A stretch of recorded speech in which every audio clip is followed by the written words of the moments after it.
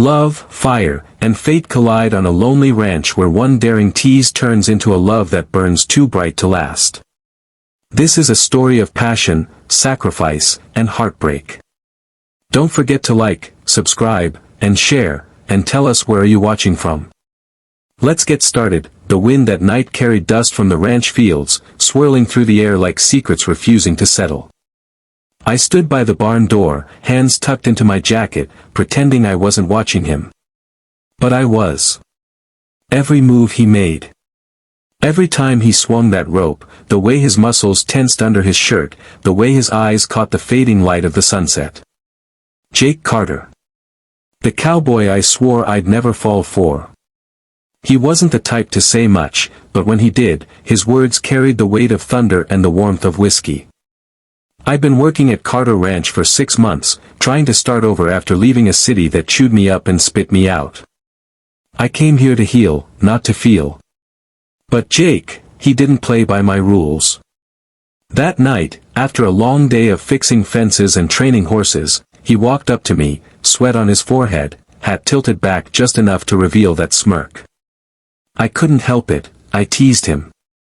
You couldn't handle me. He leaned closer, close enough for me to smell the leather and smoke on him. Wanna bet? It wasn't a question. It was a challenge. And my heart, damn it, accepted before my brain did. We didn't speak after that. Not for a while. But that look, we both remembered it.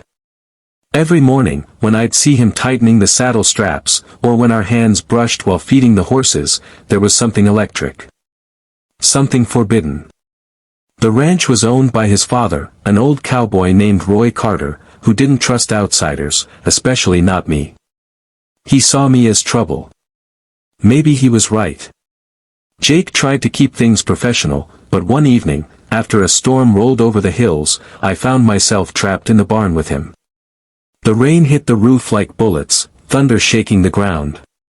He stood there, arms crossed, watching me with those piercing eyes. You're shaking, he said.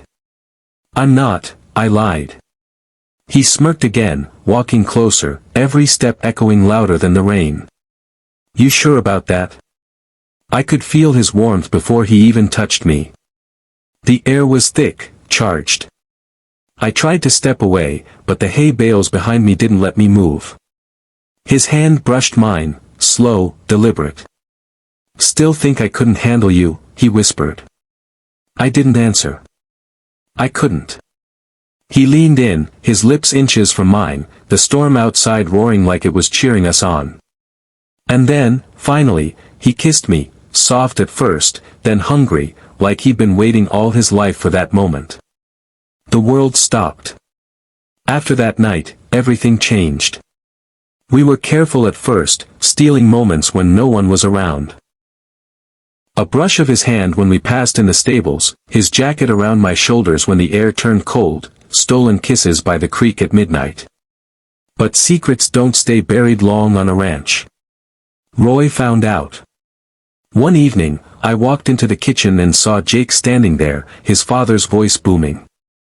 You think she's here for love? She's here for land, boy. Don't be stupid. Jake's fists clenched. You don't know her. I know her kind, Roy spat. City girls come and go. They break things. Don't let her break you. I stepped back before they saw me, my heart pounding like I'd been caught stealing. That night, Jake came to my cabin. His eyes were stormy, his voice quiet. I don't care what he says. You hear me? I don't want to ruin things for you, I whispered. You're the only thing that's right in my life. And that's when I knew, no matter how this ended, it was already too deep.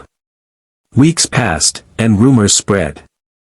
The ranch hands started whispering. Roy stopped talking to both of us.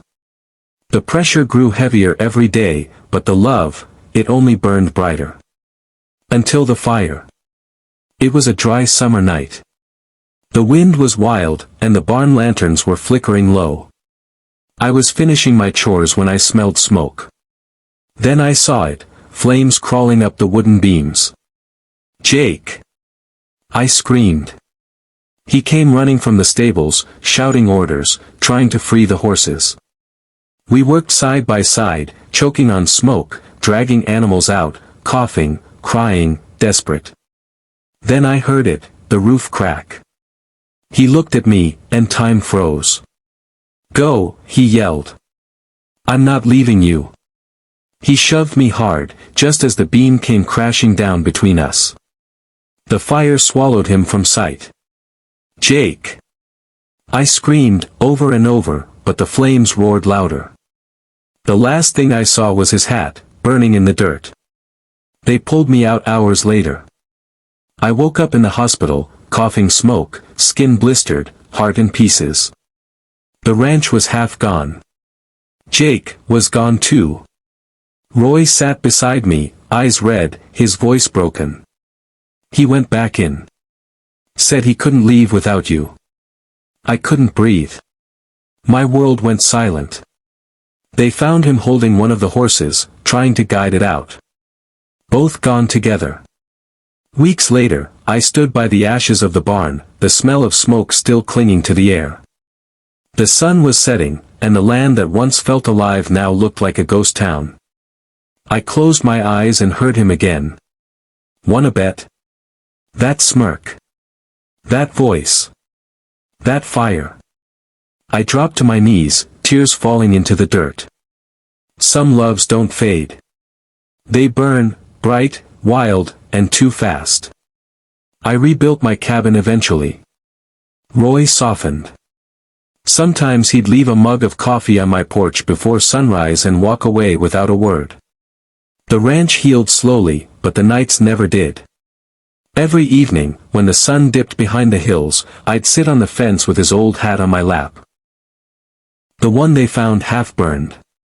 And sometimes, when the wind blew just right, it felt like he was there, standing behind me, whispering in my ear. "You couldn't handle me. Wanna bet?" Years passed. I never left the ranch. I couldn't. People in town called me the widow who never was. They said I talked to the wind, that I still waited for a ghost. Maybe I did. But love like that, it doesn't die. It just changes shape. It becomes the sound of rain on the roof, the whisper of the grass, the scent of smoke in the wind. And every night, before I sleep, I whisper back into the dark. "I never wanted to handle you, Jake. I just wanted to love you."